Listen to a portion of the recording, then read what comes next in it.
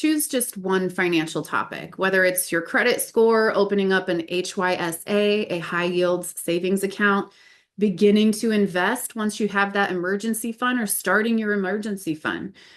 Research it weekly. Invest in that relationship weekly. Sit down at the table with your numbers, open up that app, and have the conversation so that this becomes a relationship with your money.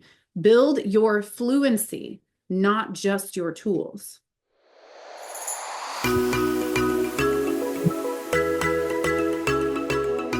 Welcome to Always and Never About the Money. Are you ready to embark on a journey that will forever change the way you perceive money? Well, get ready because we're about to dive deep into the fascinating world of finances and human behavior.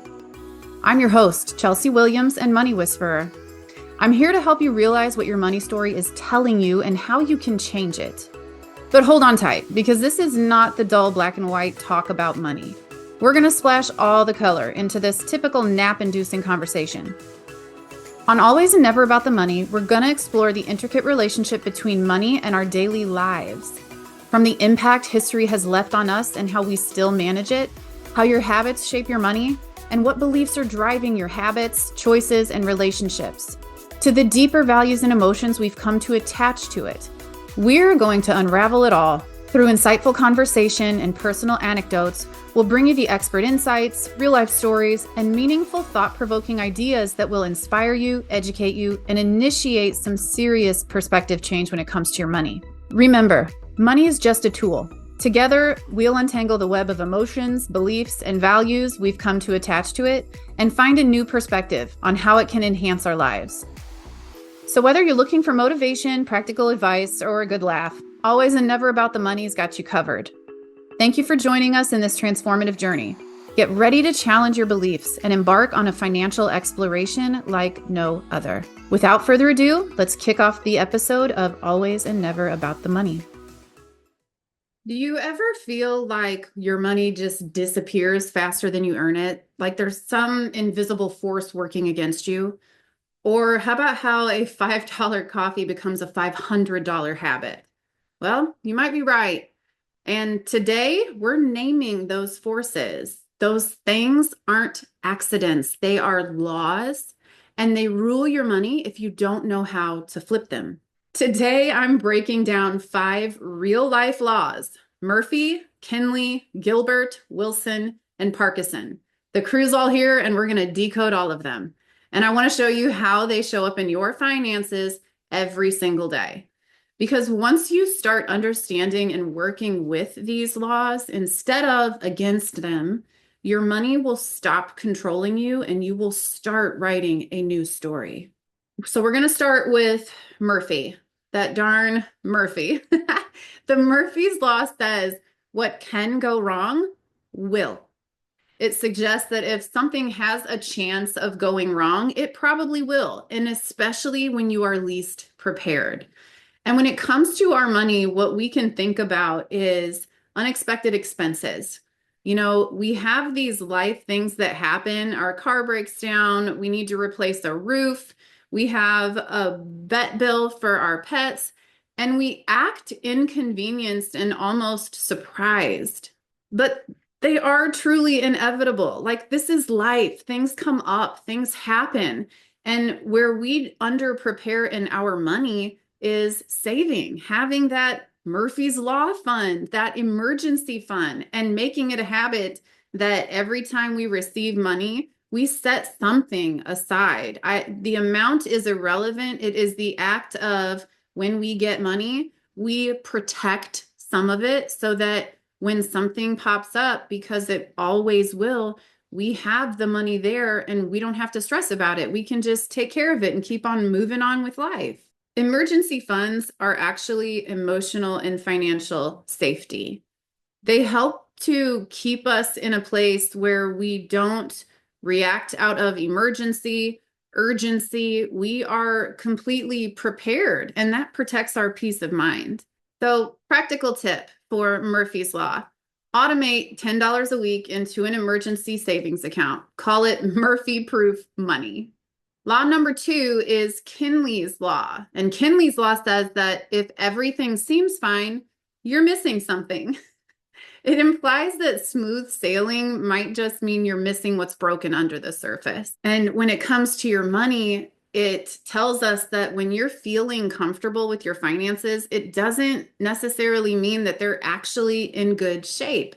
I come across a lot of business owners and individuals who don't have that pain of feeling like they don't have a lot of money yet. They don't have that urgency to dive in and take control of their finance because it's pretty smooth sailing right now. But Kinley's law gives us a favor and reminds us that complacency creates blind spots. So the absence of obvious problems does not mean financial clarity. And a practical tip, if this is speaking to you, is schedule a kind of money detective session every Sunday. Review one area you've ignored, like subscriptions, fees, or account activity on one of your bank accounts or your cards. You can also call this a date with your money. So you have a relationship with your money. And think of it as a person. You need to have a conversation with your money. You need to spend time with your money and really pay attention to where is it coming from and where is it going. The third law is Gilbert's law. And the Gilbert's law says that the root of the problem often lies in the system, not the people. Systems are often flawed or inefficient or outdated. When I think of Gilbert's law, I think a lot about business leadership. And when a business owner has a team, my biggest piece of advice on leadership is ask questions before you draw conclusions.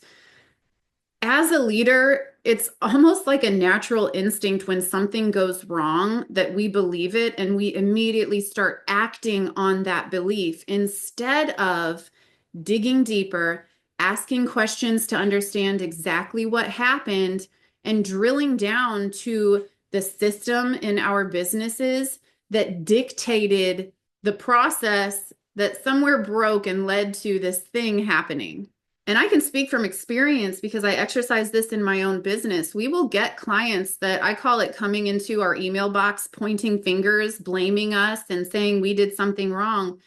And when something like that happens, I do not immediately look at the person and say, what did you do? Why did you do this? How did you miss this? I don't do that. The first thing I do is ask questions to understand exactly how this came to be.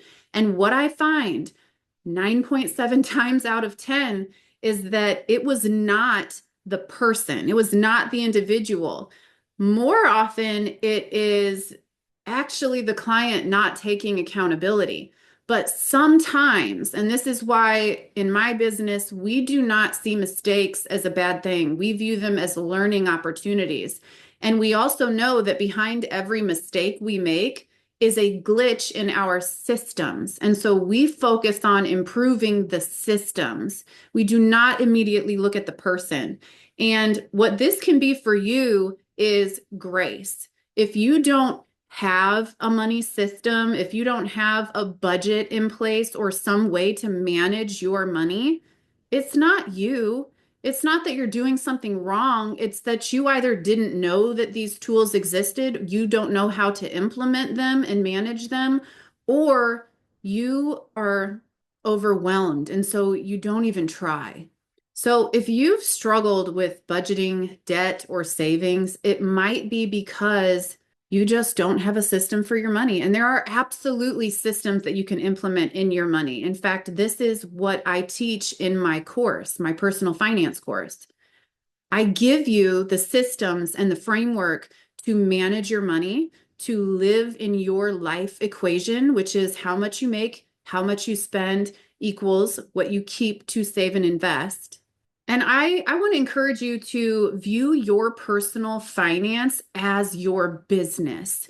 Treat it like a business. The same exact principles that I teach business owners around how to manage their money are the same exact principles that I teach individuals and how to manage their money. So view your personal finance like a business, like a thing that you have created that you need to monitor, that you need to control, and that you need to manage. And you can do all of this in your money with systems, just like a business does. If this episode hit home and you're realizing your personal money equation is off, whether that's how much you make, keep, spend, to save, or invest, then I want you to do yourself a favor right now.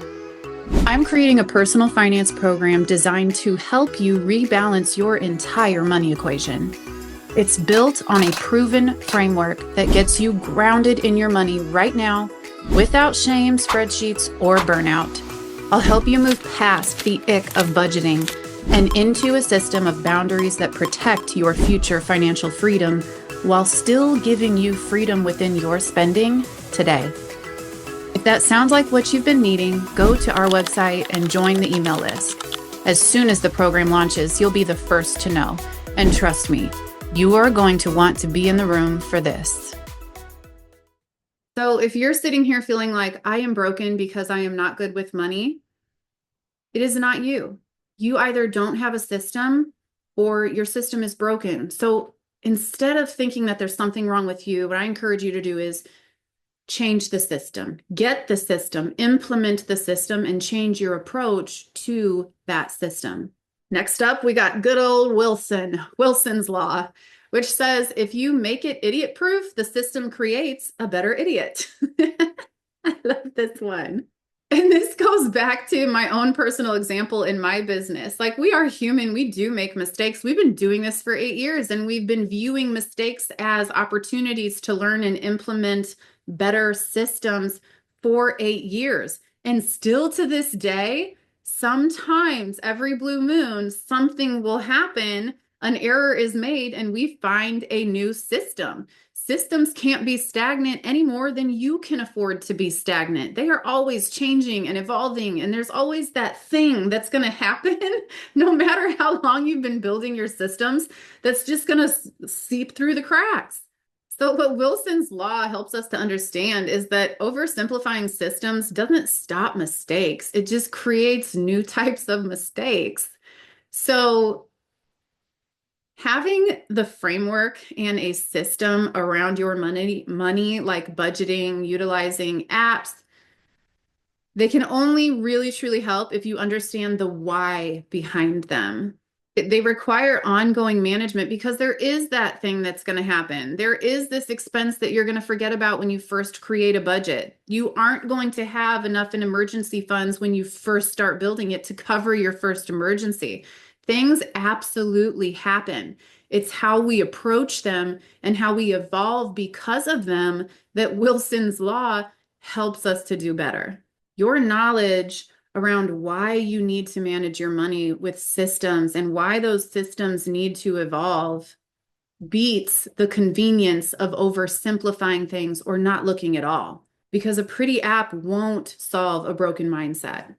A practical tip for you here is choose just one financial topic, whether it's your credit score, opening up an HYSA, a high yields savings account, beginning to invest once you have that emergency fund, or starting your emergency fund. Research it weekly. Invest in that relationship weekly. Sit down at the table with your numbers, open up that app, and have the conversation so that this becomes a relationship with your money. Build your fluency, not just your tools. Next up is Parkinson, and Parkinson is one of my favorite laws to talk about because I see it so often in money. Parkinson's law says work, or spending in financial terms, expands to fill the space that it is allowed. In other words, an increase in how much money you are making, expenses will increase or exceed how much money you are bringing in within 4 to 6 months, unless a specific force is put against it. And we see this when we know we're getting a raise next month. And what do? We go out and find a new car, and we lock ourselves into a 7-year loan payment that accounts for that raise. So we're really not making any more. We've spent it before we have made it. Things, including money and time, will expand to take up the space that you give it. On the other hand, if you put a force in place that does not allow it to expand, that is when you take your power back. And in money, that means having spending boundaries, having the strategy, having the systems, and upholding those systems to protect the money that you make.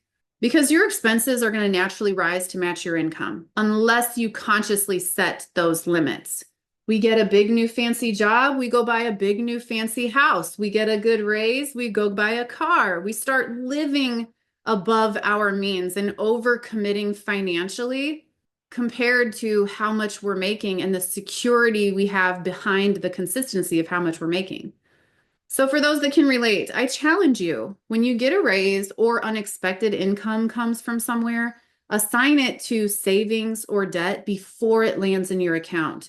Don't let lifestyle creep win. So which law has ruled your wallet the longest? And how will you take your power back this week? We've got Murphy, who says prepare for the mess before it arrives. We've got Kinley, who says dig deeper when it feels too easy. Gilbert over here saying you didn't break it, the system did. Wilson says master the concept, not the app. And good old Parkinson reminds us that boundaries build your financial future. So I want to know which ones really hit home for you. If you go to our website, we have a form you can submit, asking questions, giving feedback. Tell me your story. I love hearing how you feel about the information that I'm putting out into the world and the things that I'm saying. I want to know, I want to understand, and I'm here to help. Money is always and never about money, and that law is no exception. If you liked this episode, be sure to show us some love by subscribing and turning on those notifications. You can find me on Instagram under The Money Whisper, and also where we encourage you to contribute, to join the conversation, ask questions, and share your thoughts so we can create more episodes tailored exactly to what you want to know about money. I'm your host and your personal money whisperer. Until next time, remember, it is always and never about the money.